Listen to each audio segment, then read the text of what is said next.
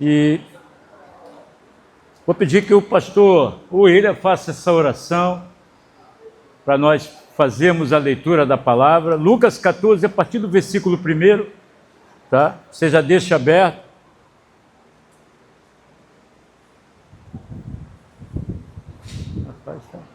Aleluia.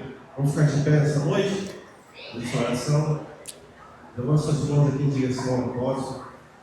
Senhor Pai, que sacrifício, Senhor, que estará sempre trazendo a sua palavra, que ele seja um canal de bênção, Senhor, para nossas vidas, e tudo que for falado possa ser, Senhor, direcionado a nossos corações através de Ti, Senhor. No nome de Jesus. Amém. Amém. Glória a Deus. Amém. Pode se assentar em nome de Jesus. Façamos a leitura. Vamos ler aqui. Certo sábado, entrando Jesus para comer na casa de um fariseu importante, observavam-no atentamente. À frente dele estava um homem doente, com o corpo inchado. Jesus perguntou aos fariseus e aos peritos na lei: é permitido ou não curar no sábado? Eles, porém, ficaram em silêncio. Assim, tomando o homem pela mão, Jesus o curou e o mandou embora. Então ele lhes respondeu: se um de vocês tiver um filho ou um boi e este cair em um poço no dia de sábado, não irá tirá-lo imediatamente? Eles nada puderam responder. Quando notou como os convidados escolhiam, Jesus aqui já foi para outro sentido, né?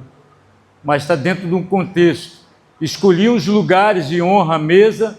Jesus lhes contou esta parábola: quando alguém o convidar para um banquete de casamento, não ocupe o lugar de honra, pois pode ser que tenha sido convidado alguém de maior honra do que você. Se for assim, aquele que convidou os dois virá e dirá: dê o lugar a este. Então, humilhado, você precisará ocupar o lugar menos importante. Quando, porém, você for convidado, ocupe o lugar menos importante, de forma que, quando vier aquele que o convidou, diga: amigo, passe para um lugar mais importante. Então, você será honrado na presença de todos os convidados. Pois todo aquele que se exalta será o que, igreja? E todo aquele que se humilha será... Então Jesus disse ao que havia convidado: quando você der um banquete ou jantar, não convide os seus amigos, irmãos ou parentes, nem os seus vizinhos ricos. Vai observando bem, irmãos. Se o fizer, eles poderão também, por sua vez, convidá-lo, e assim você será retribuído ou recompensado. Quando, porém, der um banquete, convide os pobres, os aleijados, os mancos e os cegos. Bem-aventurado será você, porque estes não têm como o que, igreja? A sua recompensa virá na ressurreição dos justos. Ao ouvir isso, um dos que estavam à mesa com Jesus lhe disse: bem-aventurado aquele que comer no banquete do reino de Deus. Jesus respondeu: certo homem estava preparando um grande banquete e convidou muitas pessoas. Na hora de começar, enviou seu servo para dizer aos que tinham sido convidados: venham, pois tudo já está o quê? Ou preparado. Eles, porém, começaram um por um a apresentar o quê? O primeiro disse: acabei de comprar uma propriedade e preciso ir vê-la. Por favor, desculpe-me. A gente dá uma paradinha e a gente adianta o processo. Naquela época, a pessoa, naquela cultura, ela recebia 2 convites em um só. Um já era avisando que você era convidado. É como hoje. Hoje, normalmente, as pessoas vão comemorar em algum lugar, numa churrascaria e tal, convida, ou quando ela vai bancar o teu convite, ela fala: olha, confirme, porque já está pago. e depois recebi um outro convite que era para afirmar. Então era uma coisa muito séria, irmãos, um convite desse porte, tá? Então, esse primeiro convidado aqui, ele vai se desculpar. Próximo. Outro disse: acabei de comprar 5 juntas de bois e vou experimentá-las. Por favor, desculpe-me. Ainda outro disse: acabo de me casar, por isso não posso ir. O servo voltou e relatou isso ao seu senhor. Então o dono da casa ficou irado e ordenou ao seu servo: vá rapidamente pelas praças, pelos becos da cidade e traga os pobres, os aleijados, os cegos e os mancos. O servo disse: o que o senhor ordenou foi feito, e ainda há lugar. Então o senhor disse ao servo: vá pelas ruas, pelos caminhos, e insista que entrem, para que a minha casa fique cheia. Precisamos discernir que esse Senhor que está convidando é o Senhor Deus. A parábola, ela vai retratar um fundo espiritual, uma realidade espiritual. Então, nessa parábola, discerna que é Deus convidando as pessoas. Jesus está liberando essa parábola. Verso: eu digo a vocês que nenhum daqueles, porque houve aqueles que foram convidados primariamente e recusaram o convite, que foram convidados, provará do meu banquete. Uma grande multidão, só até aí, só até o verso 24. Irmãos, existe uma sede no coração de Deus, e essa sede no coração de Deus, ela não vem agora, ela não é baseada nos últimos dias que estamos vivendo. Na bem da verdade, nós sabemos que estamos vivendo um momento profético, o momento mais importante que a humanidade vai presenciar é a segunda vinda de Jesus Cristo. Isso é iminente, isso é algo que a qualquer momento pode acontecer. Mas essa sede no coração de Deus, ela vem desde o início, porque Deus ama as almas, Deus ama a sua criação. A única coisa que Deus repudia é aquilo que afasta Ele de nós, que é o pecado. Isaías 59, verso 1, verso 2, Deus vai falar isso, que as vossas transgressões, elas me afastam de mim. Mas fora isso, Deus continua nos amando, até mesmo envolvidos quando estamos no pecado. Então há uma sede, e essa sede, creio eu, que ela nesses dias, ela tenha aumentado intensamente no coração de Deus. Porque Deus não quer que ninguém se perca, porque nós sabemos que profeticamente existe um juízo a caminho. Esse juízo vai começar, irmãos, nós sabemos muito bem, esse juízo, ele tem como alvo principal o inimigo da nossa alma, o inimigo da igreja, o inimigo de Deus. Já está reservado para ele um lago de enxofre, fogo e enxofre. Só que eras após eras, dias, por que não? Satanás vem intensificando também aquilo que ele sabe fazer de melhor, né? Ele tem conseguido iludir, enganar astutamente várias almas, milhões de almas, na verdade, que estão se encaminhando para o inferno. Jesus, nesse texto, ele se encontra, fica bem claro, Lucas vai dizer que ele se encontra numa casa de um fariseu muito importante.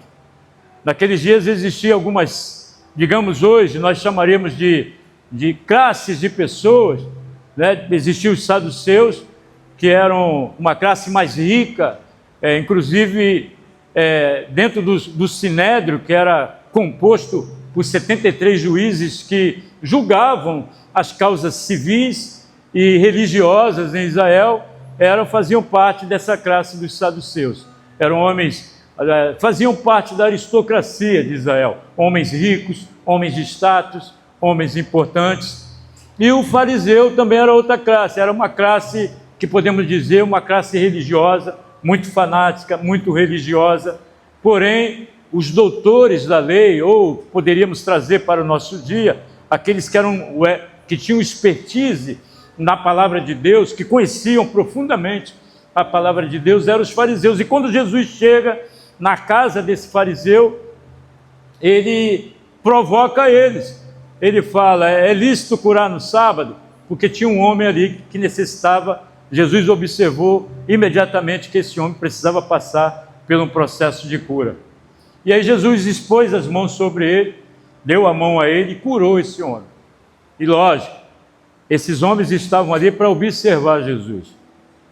Eles eram inimigos letais de Jesus. Eles queriam uma oportunidade para matar Jesus. No primeiro deslize, no primeiro momento que Jesus confrontasse a lei deles, eles queriam fazer isso. Mas Jesus, sabiamente, Jesus, com uma inteligência espiritual extraordinária, pelo contrário, conseguia colocar eles numa sinuca, numa berlinda, né? E aí Jesus pergunta a eles: se fosse o filho de vocês, que estivesse com a vida correndo perigo, se fosse um animal de vocês, por ser sábado, como vocês fariam? Vocês têm a resposta, não é? Assim, trazendo para os nossos dias. Se houvesse uma proibição de nós não podemos fazer nada no dia de sábado, e o seu filho, ou algo que tivesse um valor imensurável para você, óbvio, irmãos, não pensaríamos duas vezes. Então Jesus coloca eles contra a parede. E a seguir, Jesus elabora uma parábola. Toda a parábola de Jesus, na verdade são 40 parábolas, elas trazem um ensinamento profundo, baseado numa raiz espiritual muito grande. Ou seja, não é uma falácia, não é algo fictício. Jesus traz algo do mundo espiritual que tem a ver com nossas vidas. E ele vai trazer um convite. Eu coloquei o tema dessa mensagem: não rejeite o convite. Tá? Não rejeite o convite. Você percebeu que 3 tipos de pessoas recusaram imediatamente o convite. Um convite de suma importância.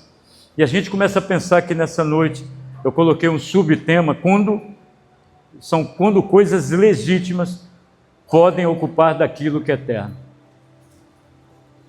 Você vai perceber que cada um inventou uma desculpa. E vamos pensar, no primeiro momento, que cada desculpa, cada justificativa que esses 3 apresentaram foram legítimas.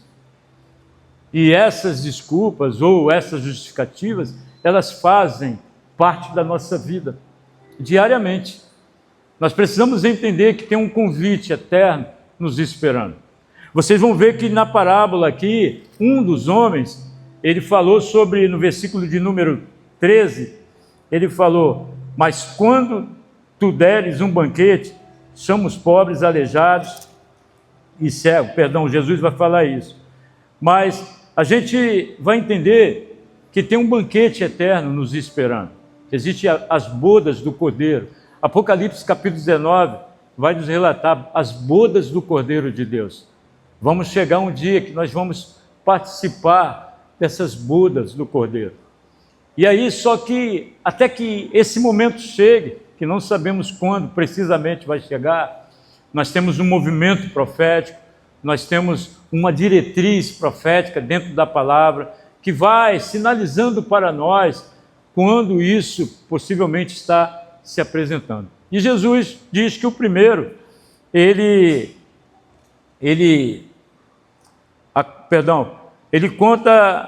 vai contar essa história, e a própria parábola vai dizer aqui que a grande ênfase do texto é que tudo já está preparado. Eu quero que nessa noite você não perca isso na sua perspectiva de vida. Se tem um banquete eterno nos esperando, que é a igreja, já está tudo preparado. Às vezes nós, na nossa humanidade, nas nossas limitações, das faculdades humanas, no nosso entendimento, porque a Bíblia vai deixar bem claro que o nosso entendimento é muito limitado, por isso que costumeiramente eu cito o profeta Isaías aqui, capítulo 55, verso 8 e 9, quando Deus fala: meus pensamentos e meus caminhos são mais altos que vossos caminhos, Deus está dizendo: eu sou o Criador. Tem coisas que eu estou fazendo nesse momento que vocês não conseguem entender, porque vocês, como criatura, vocês ainda têm uma faculdade mental, espiritual ainda muito limitada para poder entender como eu ajo, como eu estou fazendo e como eu vou fazer. Então, na verdade, Deus não está dizendo: preparem alguma coisa para que eu possa salvá-los. Deus não está fazendo isso mais, irmãos. Como igreja, às vezes dentro dessa limitação, nós pensamos que Deus ainda está preparando algo para que nós possamos ser salvos. Mas não é isso, porque a mensagem do Evangelho, ela é muito simples, muito pragmática. Eu já preparei o caminho, agora venha. Esse é o convite, já está preparado, irmãos. Então, só nos resta, com discernimento espiritual, atender o convite do Espírito Santo. Por quê, irmãos? E a gente fala isso muitas vezes de forma poética. Nós ministramos sobre a cruz, mas a cruz já foi levantada há muito tempo. Nós ministramos sobre o sangue de Jesus já foi derramado hoje mesmo. Nós vamos celebrar isso, fazer isso em memória de mim até que eu volte. Por que essa celebração? Não é só uma questão de ornamentação, não é só a questão de um momento de separar dois elementos que representam uma verdade espiritual. Jesus deixou isso, fazer isso em memória de mim, para que nós, num momento como hoje, numa noite como essa, nós venhamos celebrar o que Ele fez por nós. A cruz, sabe, a justificação pelo sangue. Ele veio, Ele nos orientou, nos alertou que participássemos disso, para lembrar que Ele vai voltar, que Ele vai cumprir o que Ele profetizou. Então, por isso que não podemos mais nos distrair, irmãos. Por exemplo, essa noite, mais uma vez, como todas as ceias, como você vai sentar à mesa? Eu penso, sempre quando olho para essa mesa, eu vejo Jesus sentado nessa mesa, num parâmetro espiritual. Ele é um anfitrião hoje, porque as bodas do Cordeiro tem Ele como nosso anfitrião. Mas o que nós temos que discernir, como vamos sentar essa mesa com o noivo na cabeceira. O que tem em nós? O que precisa ser mudado? O que precisa ser repensado na nossa carreira cristã? Que na verdade é uma nossa relação com Jesus Cristo. Paulo vai dizer no capítulo 1, à igreja dos Colossenses, ele vai dizer, Ele é o cabeça, Ele é o princípio, Ele é o alfa, Ele é o ômega. Ele vai dizer, Ele é o noivo da igreja. Não é? Nós somos o corpo. Essa relação é com Ele, com o anfitrião. Mas como vamos sentar à mesa e compartilhar essa ceia com Ele? Então, a graça já foi oferecida, irmãos. Essa semana foi na aula de teologia, nós compartilhando ali, nós estamos estudando a doutrina da salvação. Começamos, na verdade, fizemos uma introdução. Nós falamos sobre isso, a questão da graça. No capítulo 6, aos Romanos, versículo 1 a 4, Paulo vai dizer, por causa da graça, nós podemos pecar. Paulo vai dizer enfaticamente, de maneira nenhuma. Não é porque a graça, ela está sobre a gente, que vamos nos superabundar no pecado. E aí falamos, porque tem muita gente, sabe, desorientadamente na palavra, falando que hoje nós estamos num tempo eu lembro sempre da série da hipergraça, né? A hipergraça de Deus diz, eu estou salvo uma vez para sempre. Isso é um perigo, irmãos.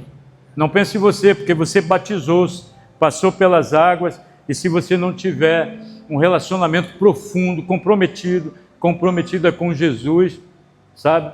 Isso não vai ser uma garantia. O batismo, de fato, não garante. Ele é apenas uma iniciação espiritual. O que Deus quer, o que Deus deseja é que você continue firme. Mateus 24, 13. Aquele que perseverar até o fim, esse será salvo. Entendeu? Quem está entendendo o raciocínio comigo? O Espírito Santo já foi enviado. Posso ouvir um amém? A palavra já está sendo anunciada. Posso ouvir um amém? Não tem como correr, irmãos. Não há mais desculpa. Lembramos também, né? Lucas 19, não foi, pastor Fábio? Na aula sobre o Lázaro e o rico, não foi isso? E os dois morreram, só que o rico, ele lá no inferno, ele no desespero, no sofrimento, foi Jesus que liberou também essa parábola, que nos dá a certeza que existe céu e inferno. Um foi para o paraíso de Abraão, que é a representatividade dos céus, e o outro foi parar no lugar de tormento. E lá no lugar de tormento ele avise os meus familiares. E aí Jesus vai encerrar dizendo, não, eles têm os profetas Como hoje, você está aqui nessa noite ouvindo uma mensagem. Quantas mensagens você já ouviu no decorrer do ano? E que até o Espírito Santo conseguiu acessar você, tocou você de uma maneira que você pensou e repensou e disse: eu preciso mudar. Eu preciso caminhar de uma forma comprometida nessa relação que é com Jesus Cristo. Então, irmãos, tudo já foi feito e, na verdade, tudo está preparado. A mesa está preparada nessa noite. Posso ouvir amém? Então, aqui há um perigo nessa parábola de Jesus, porque não é apenas o pecado. O que Deus quer falar conosco nessa noite? Irmãos, nós sabemos que o pecado afasta um homem de Deus, mas não é só isso. Tem uma coisa que está nos afastando gradativamente, sutilmente, sem percebermos, que é a distração. Estamos no advento e cada vez mais das redes sociais. Essa semana passada, um professor na faculdade entrou na sala de aula e ele falou da crise que ele estava vivendo em relação às redes sociais. Olha, um professor de psicologia, eu achei lindo isso, o cara abriu o coração, ele foi ali para dar aula, mas ele falou: olha, se tem uma coisa que estava me atormentando eram as redes sociais. Aí ele falou: eu tenho que estudar, tinha que estudar para fazer um doutorado, e eu aproveitei.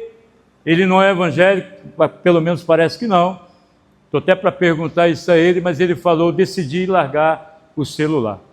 Ele falou que não usa o celular, ele só usa especificamente, em último caso, para receber uma mensagem, se for importante, ou ele transmitir uma mensagem. Ele falou que podia estar onde ele estivesse, ele pegava o celular e Instagram diretamente.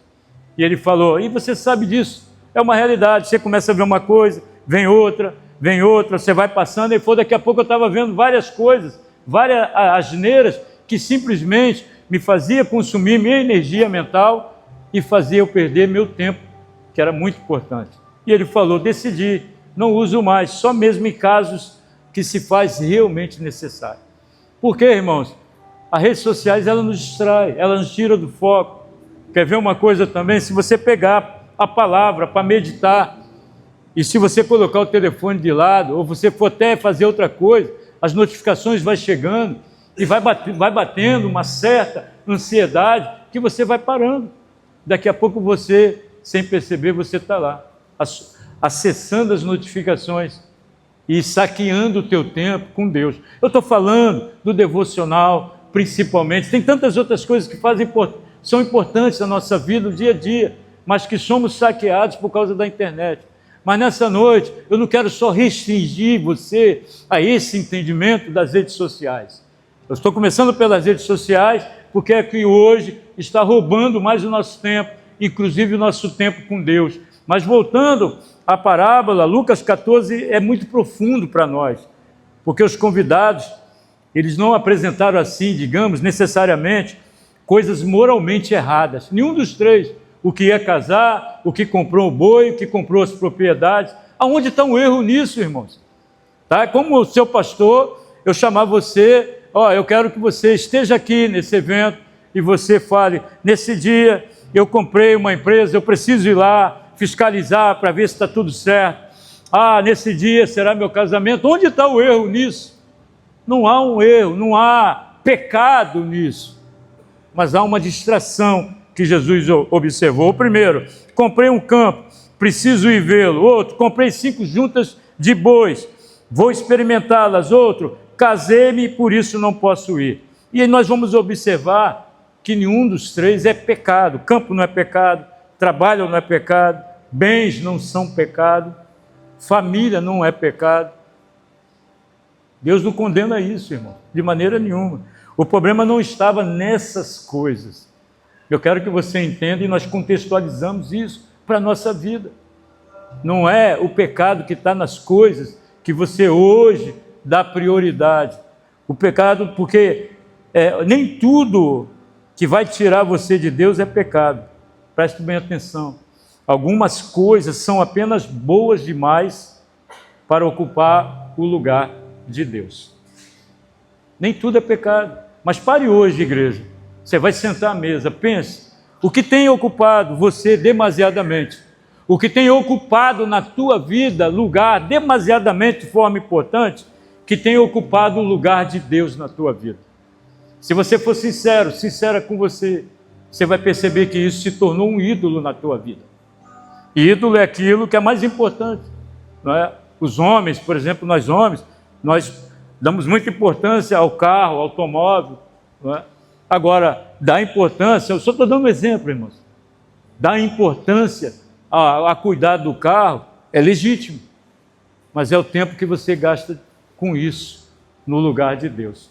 Observe que na tua vida, possivelmente tem coisas que hoje têm ocupado um lugar maior do que o lugar de Deus. Então, irmãos, é possível a gente trabalhar, porque é legítimo trabalhar e perder a presença. É possível prosperar e perder a paixão por Deus. É possível construir uma família e negligenciar, e passar, de fato, negligenciar a fé. Então, assim, como pastor, nesses anos de experiência pastoral, eu vejo muita gente, mulheres, esposas, e por que não esposos, largarem Jesus por causa da família. Se meu marido não vier caminhar com Jesus, eu não venho mais. Se minha esposa não caminhar comigo, eu também não caminho mais. Então nós vamos dando prioridade a coisas que legitimamente são importantes, mas que passam a ocupar um lugar de Jesus Cristo na nossa vida. Então é só uma noite de reflexão que você precisa pensar com profundidade, porque é possível estar ocupado também com a obra, com o ministério de Deus e perder o Deus da obra. Eu falei isso a semana passada ou a semana retrasada, o ativismo. Você está tão ocupado fazendo que você acaba funcionando, mas o seu coração já não bate mais por Jesus. Você faz porque o pastor pediu, porque a liderança pediu, mas o seu coração está distante. Você perdeu aquele amor, você perdeu aquele vínculo com o primeiro amor, onde você fazia simplesmente e nada mais por Jesus Cristo. Então, o inimigo da nossa vida espiritual nem sempre é tentação, irmãos. Aí eu sempre pergunto, quem é que não foi tentado durante essa semana? Não precise falar. Quem é que não foi tentado essa semana por alguma coisa? Né? Mas o perigo não é somente a tentação, né? Às vezes é a distração. Nós costumamos assim imaginar que Satanás vai destruir as nossas vidas por causa do pecado. Não é isso, mas muitas vezes ele vai trabalhar de uma outra maneira. É o que ele está fazendo hoje, de uma forma bem sutil. Como ele faz isso, apóstolo? Ocupando a nossa agenda. E você vai pensando que isso é legítimo, isso é correto, porque se eu não trabalhar, eu não sobrevivo, se eu não cuidar da minha família, eu vou perder minha família, não é isso? Se eu não empreender, eu não vou conseguir mudar de nível na minha vida. Mas ele vai preenchendo isso, e a gente precisamos dizer, e às vezes, sem percebermos, vamos dizer, eu não quero Deus. Nós queremos aquilo que, como os 3 convidados, o que eles falaram? Agora não, estamos ocupados. Parafraseando os 3, não queremos Deus nesse momento, porque você agora está entendendo que quem convidou foi Deus, né? A parábola traz esse discernimento. Então, alguns vão dizer, quando minha vida vai melhorar, tem pessoas que dizem assim, eu só vou batizar quando eu eliminar os problemas da minha vida. Deixa eu resolver primeiro isso aqui. Irmão, está errado. Quem resolve todos os problemas da nossa vida é o Eterno. Quem vai nos regenerar e provocar até mesmo as mudanças que precisamos passar aqui dentro para podermos seguir com Jesus é o Espírito Santo de Deus. Só que você tem que gerar essa oportunidade para que Ele acesse a tua vida por inteiro e que Ele não encontre em você um coração indisponível, extremamente ocupado. Né? Eu falei agora, quem não foi tentado essa semana? Mas na verdade, quem é aqui que teve um momento com Deus? Não responda, por favor, porque se o inimigo vai bater palmas, irmão. Quem é que teve um momento específico? Pelo menos um dia só, um momento de devocional com Deus, pegou a palavra, orou, chorou, sabe, sentiu a presença de Deus, sentiu a presença do Espírito Santo te acessando. Quem é, irmãos? Responda para você, essa pergunta é para você, porque sentaremos à mesa, o quanto a pessoa de Jesus é importante na nossa vida. De segunda a domingo, o que ocupou você? O que está ocupando o teu coração? O que está ocupando a tua alma? Que de segunda a segunda você não consegue de maneira nenhuma separar sequer 10 minutos para estar na presença com o Espírito Santo. Irmãos, e isso é perigoso. Lembra? Nós estamos fazendo uma distinção entre a tentação, o pecado e a distração. Talvez você fale, eu venci todas as tentações essa semana. Você não pecou, glórias a Deus por isso. Mas o que distraiu você? O que está distraindo você? Nesse exato momento, você chegou aqui. Então, alguns vão falar, quando eu tiver mais tempo. Não vai ter nunca, irmão. Você nunca vai ter tempo para Jesus se você parar a partir dessa noite e refletir. Porque sem perceber, a gente continua recebendo o convite do Espírito Santo, irmãos. Mas nunca encontramos tempo para responder a Ele. O Espírito Santo está convidando todos os dias. Eis que estou à porta e bato. Se alguém me ouvir... Eu gosto muito desse texto, porque eu sempre digo que o Espírito Santo, ele é um ser, uma pessoa, na verdade, extremamente educado. O Espírito de Deus não viola o direito que o próprio Criador nos deu. Olha, ele vai dizer, se alguém me ouvir, eu entrarei e cearei com ele. O Espírito Santo quer fazer uma festa conosco aqui dentro. Ele quer trazer a alegria da salvação nesses dias para nós. Tem pessoas, irmãos, que perderam a alegria da salvação. Tem pessoas que não somente perderam o primeiro amor por Jesus, mas já perderam o sentido da salvação. Está apenas na igreja, estar na igreja você vir, quando está aqui, né, está aqui ou servindo de alguma maneira, é estar na igreja, porque na verdade a igreja não é constituída desse ambiente. Cada um de nós aqui, e num coletivo, formamos a igreja. Mas é bem da verdade, qual é a realidade que está aí dentro de você? Então, a distração vem vindo. O escritor de Hebreus capítulo 2, verso 1, ele diz, importa que nos apeguemos com mais firmeza às coisas que temos ouvido, para que jamais nos desviemos delas. Satanás é tão astuto que ele vai nos distraindo aos poucos.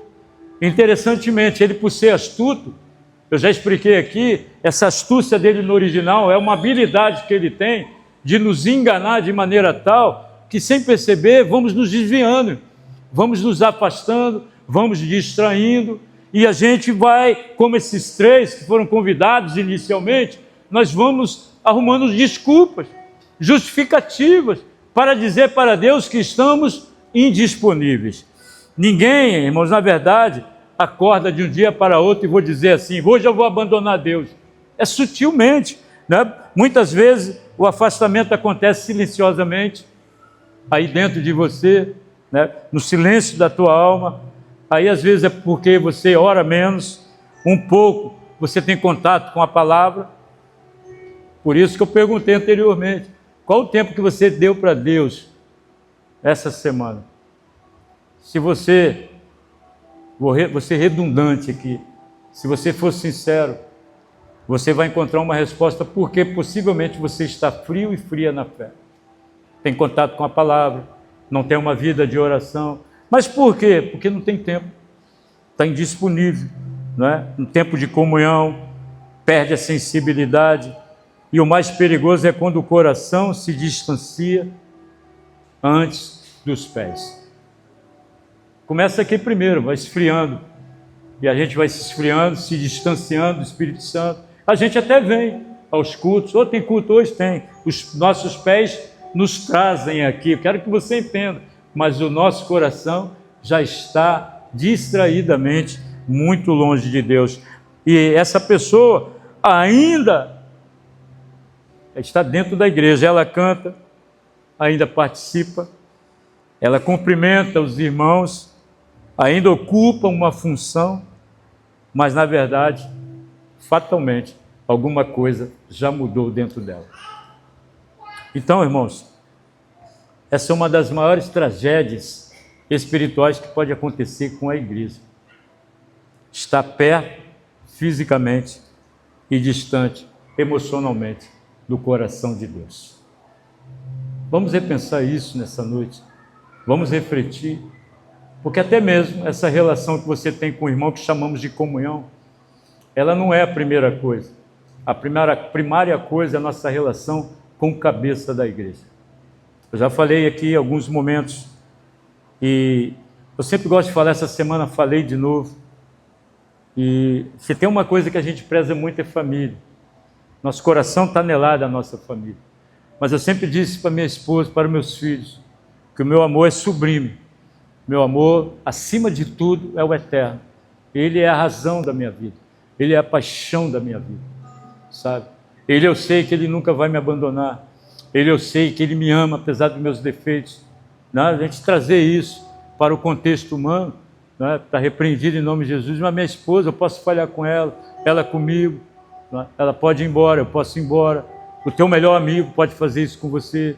O teu irmão pode fazer isso. Né? Nós podemos ficar chateados um com o outro, ficar com raiva, chateado. Eu estou contextualizando uma realidade, irmãos, que a igreja não está isenta disso. Mas se você perder a perspectiva do amor por Jesus, você perde tudo. Porque tudo começa nessa relação com Ele. Somente quem está entendendo, discernindo no Espírito. Dê glórias a Deus aí, irmãos. Então é quando a gente deixa de colocar Jesus no centro da nossa vida. E colocar Jesus, Daniel, no centro da nossa vida é colocar Ele aqui, como Rei, como Senhor, como soberano governador da minha vida.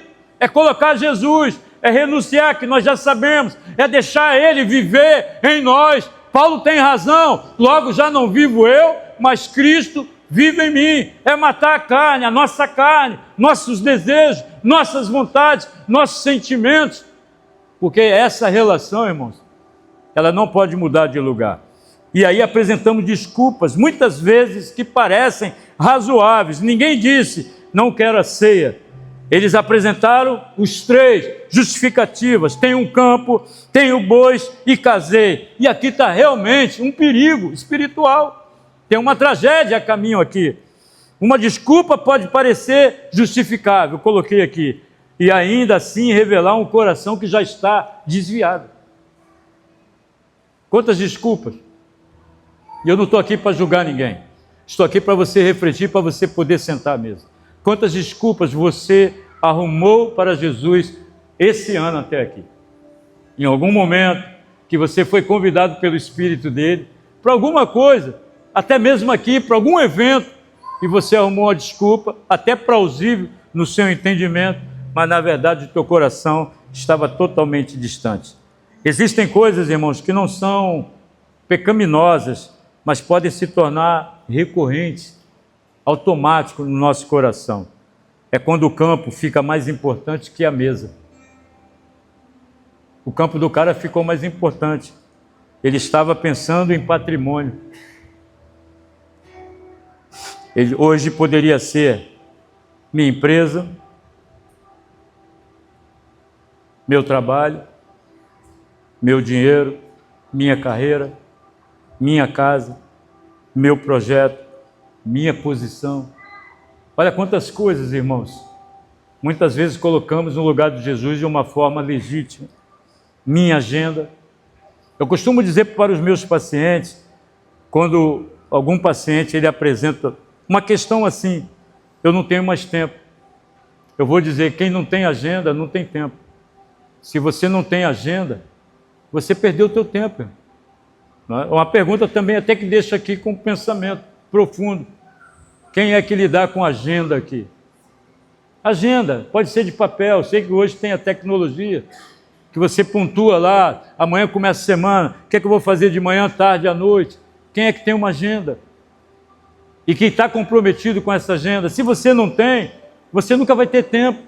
A bem da verdade, nunca, porque as coisas vão chegando, nos atravessando, as ocorrências, e quando percebemos, não temos tempo. Muito mal, quando chega a noite, quando você deita, você muito mal consegue dizer um amém para Jesus. Você não consegue dobrar seu joelho, você não consegue fazer uma oração, que você aprendeu semana passada, ter um diálogo. Oração é relacionamento, não é dizer uma coisa qualquer e Senhor, amém, estou cansado. Ele já sabe que você está cansado, mas por que você está cansada e cansado? Porque você está indisponível, você está muito ocupado, tua agenda está ocupando você demais. Mas existe uma pergunta nessa noite, irmãos, que precisa ser feita. Se eu estou falando de agenda, eu coloquei aqui: Senhor, eu estou administrando aquilo que Tu me deste, ou aquilo que Tu me deste está administrando o meu coração? Isso vai de coisas simples, a mais importante. Eu coloquei aqui empresa, patrimônio, dinheiro, mas começa com uma coisa simples: trabalho, irmãos. Apóstolo, tem que trabalhar, mas a que ponto esse teu trabalho, esse teu emprego está administrando o teu coração, a ponto de você estar tão distraído e perder a sua relação com Jesus? A que ponto o teu negócio, tua família, por que não, irmãos? Eu não estou colocando família em qualquer lugar, Deus, mas até que ponto? Nós estamos falando de coisas que fazem parte da nossa realidade e que distraem, são justificáveis, porque o problema, irmãos, não é possuir coisas, o problema é quando essas coisas começam a possuir o nosso coração. Por isso que Paulo, quando escreve a Timóteo capítulo 6, ele vai dizer que a raiz de todos os males é o dinheiro. Deus não está dizendo que o problema é dinheiro. Dinheiro resolve coisas. Posso ouvir um amém? Dinheiro paga contas. Posso ouvir um amém? Dinheiro faz você conquistar coisas. Posso ouvir um amém? É o problema quando ele ocupa o teu lugar. Aí entra a cobiça, entra o egoísmo, o egocentrismo. E isso vai tomando nosso coração, vai fazendo com que ele seja Senhor na nossa vida. Por isso Jesus falou: ou você amará um Senhor ou repudiará o outro. Você não pode amar a avareza, o espírito maligno de Mamon, as riquezas ou a ele. Então é só uma noite de você buscar um equilíbrio na tua vida, de você sentar à mesa, porque ele vai vir buscar uma igreja que não está distraída. Ele vai buscar uma igreja que espera ansiosamente pela vinda dele. Ele vai vir buscar uma igreja que está pronta. Ele vai vir buscar uma igreja que sabe que tudo já está preparado, que tudo já está pronto, não tem mais nada para Deus fazer, irmãos. A justiça dele já foi feita na cruz há 2000 e poucos anos atrás. Não tem mais Deus colocar um pingo em cima da palavra dele, já foi tudo feito. E nós, como igreja, nós temos que estar, de acordo com essa realidade. Nós temos que viver essa palavra. Nós temos que ser uma igreja como as 5 que dormiram, mas acordaram com azeite. Tinha azeite na vida delas. O azeite é a presença do Espírito Santo. O azeite é a nossa relação com Ele. O azeite é colocar Ele em primeiro lugar. O azeite é dizer para Ele que nós somos apaixonados por Ele, querido. E que nada mais, nem ninguém, nem circunstância, nem adversidade, nem as lutas da vida se tornam mais importantes do que Ele. Então você tem que pensar isso nessa noite. Muito. Quando os bois ficam mais importantes que a presença. Eu vou avançando aqui. E aqui vem uma coisa muito importante, quero encerrar aqui. Quando os relacionamentos ocupam o lugar da aliança com Deus. O outro terceiro falou: casei-me, por isso não posso ir. Casamento é bênção, irmãos? Sim ou não? Sim. Família é bênção, irmãos? Filhos são bênção? Mas preste bem atenção. Acabei de falar aqui agora. Mas até aquilo que Deus nos deu como presente pode se tornar uma barreira quando colocamos a criatura acima do Criador. Quem está entendendo aí? Deus é perfeito. Jesus ensinou que devemos amar Deus acima de tudo. Só você pegar lá no Antigo Testamento, Deuteronômio vai dizer: amar Deus com todo entendimento, com toda a tua alma. Deus está falando um relacionamento profundo comigo. Jesus pega os 10 mandamentos e resume em 2: amar a Deus acima de tudo e o próximo como a ti mesmo. Ele elabora a cruz ali: amar a Deus. Eu só posso amar, irmãos, você, se eu amar a Deus acima de tudo. Somente quem está entendendo aí, dê glórias a Deus. Portanto, irmãos, família não pode substituir Deus. Eu sei que você não vai dar um amém. Relacionamento não pode substituir Deus. Filhos não podem substituir Deus. Ministério não pode substituir Deus. Na verdade, nenhuma bênção pode ocupar o trono que pertence ao Senhor. Nada. Eu sei que é duro você ouvir isso. Eu sei que uma dessas coisas você coloca em primeiro lugar na tua vida. Mas Ele é a fonte de tudo. Ele é a fonte de bênção para a tua família. Ele é a fonte do patrimônio, de tudo que você tem, querido. Tudo que nós necessitamos está nele como fonte. Então cuidado, aquilo que você está colocando em primeiro lugar. Isso está distraindo você. Apóstolo, eu não concordo, você tem teu direito. Mas eu estou na direção da palavra. Eu estou na direção da palavra. Relacionamentos, tá? A igreja precisa tomar cuidado com essa distração. E eu vou dizer para você que existe uma mesa futura nos esperando. Existe um banquete que já está preparado para nós. Bem-aventurados aqueles que são chamados à ceia das bodas do Cordeiro, Apocalipse 19, verso 9. Quero dizer para você nessa noite, querido, que existe uma mesa preparada. Aqueles 3 recusaram o convite, tá? Talvez você esteja recusando esse convite do Espírito Santo há muito tempo. Existe uma eternidade preparada, não é só hoje. Existe um dia em que estaremos diante de Cristo. Então você tem que começar a ensaiar, na verdade, viver isso hoje. Sabe, colocar Ele em primeiro lugar. E o que será que vai importar naquele dia? Não será quanto você acumulou, não será quantos seguidores você teve, não será qual era o tamanho da sua casa ou da sua mansão, não será qual era o seu cargo, o que você faz com o convite, mas a pergunta é o que você está fazendo com o convite que o Espírito Santo de Deus está fazendo para você. Então, rejeitar o convite sem perceber que, na verdade, você já rejeitou, porque está ocupado demais. Então, alguns vão dizer, talvez você vai dizer, eu nunca rejeitei Jesus. Talvez você, quantas vezes você chamou você, Jesus te chamou e você respondeu? Quantas vezes? Quantas vezes Jesus, através do Espírito Santo, tocou em você, te chamou e você respondeu como esses 3? Você disse assim, depois eu oro, depois eu volto, depois eu me consagro. A apóstola Rosana tem uma experiência muito interessante com o Espírito Santo e que não é poucas vezes, irmãos. Ele acorda ela de madrugada, 2, 3 horas da manhã. Quando eu acordo, percebo que ela não está do meu lado, ela já está em outro cômodo da casa orando. E assim, eu pergunto a ela, sabendo, ciente, só para provocar algo, qual é o sentido disso? Ela vai dizer, Ele me chamou. Às vezes ela vai deitar e ele já fala assim, eu vou ter que levantar 3 horas da manhã. E ela levanta, irmãos. Mas por quê? Porque isso é um relacionamento.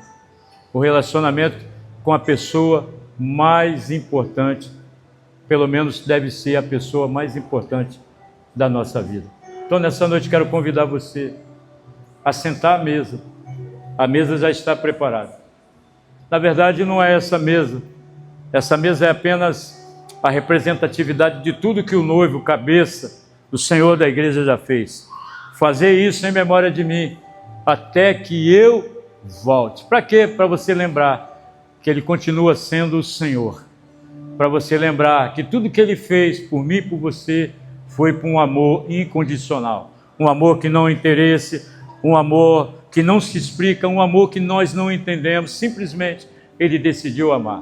Então você vai começar agora a receber os alimentos. Vou pedir que você fique de pé em nome do Senhor Jesus. Reflita, irmãos, antes de comer o pão. Reflita antes de pegar do cálice. Não sente à mesa com o Cordeiro de Deus de qualquer maneira. Você é a igreja, sabe? Nessa noite, desocupe teu coração. Na verdade, decida desocupar o teu coração. Comece a colocar Ele no centro do teu coração. Começar a dizer para Jesus, Jesus, eu estou recebendo uma palavra, eu não quero ficar mais distraída, nem distraído, seja com que seja de tão importante na minha vida, mas eu quero colocar o Senhor no centro da minha vida, em nome de Jesus.